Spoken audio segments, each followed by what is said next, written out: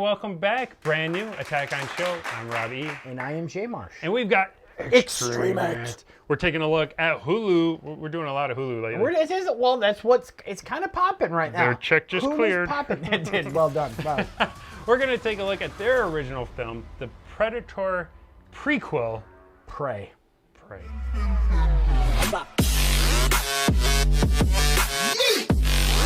That's right. Fans of Predator finally have a moment to be excited, I think. No, I have to give it that. Yes. Yes. Hulu released Prey, which is a prequel that takes place 100 years before the original Predator with Arnold Schwarzenegger, with the Comanche tribe facing off against a predator. And that's really the premise of the whole movie. It is. There's not much more that you need to fill in on that. But it took an hour to get there. Yeah. In the film? Yep. It did take a little bit. But you know what? It was some character development, which I was actually enjoying. You want to you want to start? I think you have some things to say on this. This was the longest ever entrance to an action movie ever. Ever. I will say this, the backgrounds were beautiful. And Yes. if I'm starting an action movie with the backgrounds are beautiful, there's a bit of a problem. Really? I felt it was an incredibly slow start to a movie that should have been front to back an action movie. There's so many things that could have been done at the beginning of this. However, I will say the last 40 minutes were absolutely amazing and exactly what the Predator universe deserves. But the beginning, Rob, was so drawn out and so slow. I love that. I hope I don't. Amber Mid-Thunder, who I assume has native descent. She was excellent in it. She is a rising star by leaps and bounds, and I loved her acting. She held this movie together on her own. Well, not on her own, but she held this movie together as a lead that I would never have had expected from such a young actress. However, it was an incredibly boring beginning. I'm curious now that you say that, I wish I would have known, because I am curious, because I remember, to me, this was a great pace based on Predator. Because when you go back to Predator, you're kind of watching an 80s military action film that an alien comes midway through. Like I felt like I think they kind of did this on purpose as a tribute to it, because there are a few other tributes to the original. There should be, but I will say this: if it bleeds, my thing is, it can die. Which I thought was a little maybe overly campy. I expected it. It was kind of weird that and line it was said. there, and it was really odd in a spot. But my argument in that, Rob, is everyone knows.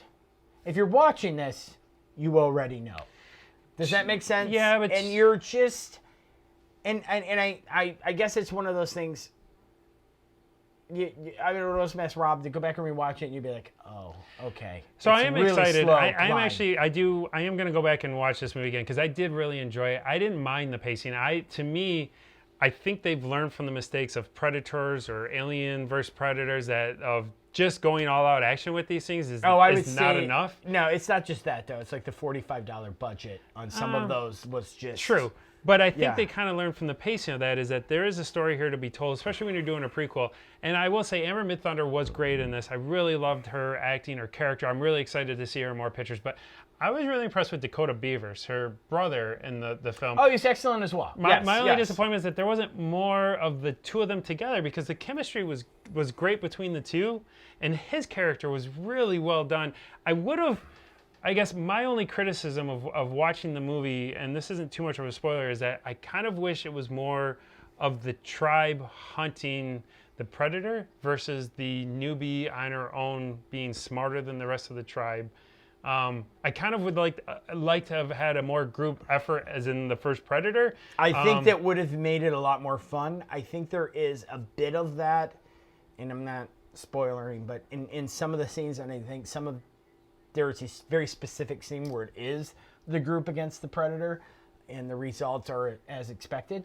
Yeah, which I was kind of hoping that would have expanded more, but yeah, it's almost too quick. Like the way that I agree. all And unfolded. I would also say that if I had a critique on you've top of had that, plenty. well, if I have an additional critique, it would be in the Predator itself.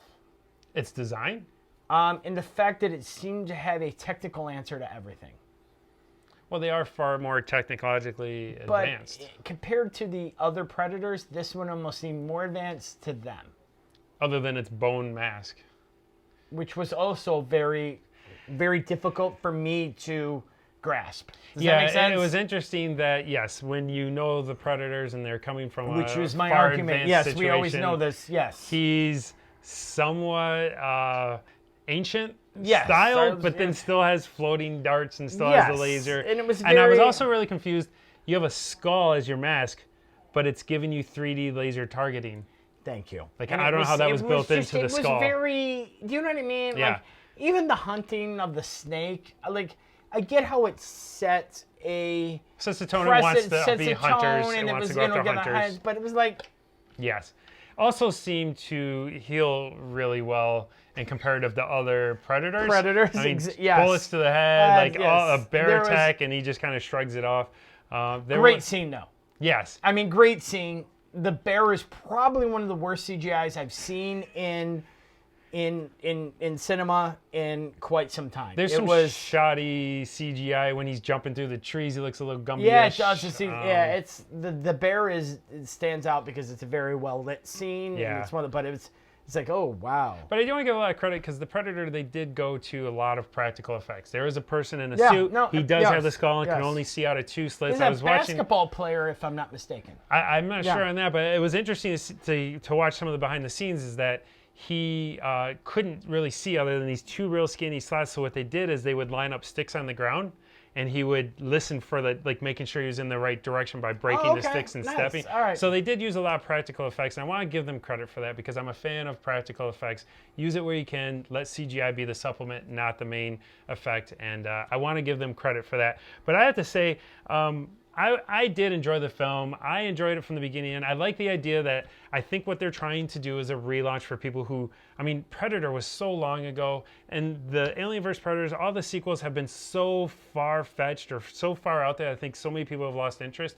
I think this is a reintroduction. I don't think this is meant to be seen as a sequel, prequel. I think this is a way to get a new generation to watch this film and say, maybe I'll go watch the 1986 version or whatever it was of Predator. I would absolutely say that it's working. Yes, and that's what I think is why the pace took that long to build up, because they want to build the characters. And, you know, it does leave room. Is there going to be a sequel or not? Which that would be my only other gripe, is I thought the idea of a Predator was to come down here and be tested every so many years, not that they want to come and take over. So we'll see how this plays out before I judge. And that is based solely off, Rob, that is based off the post-credits little drawing script that takes place in the background of the post-credits.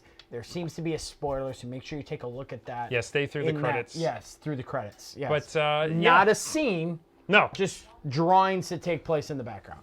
Are you ready to rate? I'm ready to rate. So out of 5, J Marsh, what's your pick? 2.5. I can't do halves. Oh, all right, then 2. A 2? A 2. I'm going to give it a solid 3 out of 5. Really? Yeah, I don't quite want to go 4 if that's where the bear thing is in the last episode. So, and that's kind of how I feel. No, absolutely. But I'm going to give it a 3 because I would like to see it go further. I think what I give Gray Man 2, so it would make sense. I like this one better. I am interested. I would like to see Hulu continue this. I honestly think I would hope the sequel gets a theater release. Like, I would like to see them invest a little bit more into the sequel. Holy cow, did I feel you went too far with that. I want to see them invest in this. I think they're close. I'm excited to see where it goes. So 3 out of 5 for Robbie's. 2 out of 5 out of J Marsh's. Yes. Let us know what you think if you've seen the movie. There's a lot of praise going around right now on it. We'd love to hear your comments on what you agree or disagree with. If you go and watch it after our review, let us know if we were right or wrong. Yeah, absolutely. And make sure while you're doing that, you like and subscribe for the show. Yes, and hit that bell. That bell looks so lonely down there without its little icons next to it. Just punch it. Are they parentheses? Yes. Like the yeah, sound marks? exactly. Yes. I don't know. But we want to thank you for watching. Stay tuned. We got plenty of more content coming your way. As always, I'm Robbie. And I'm J Marsh. And this is Attack on Show.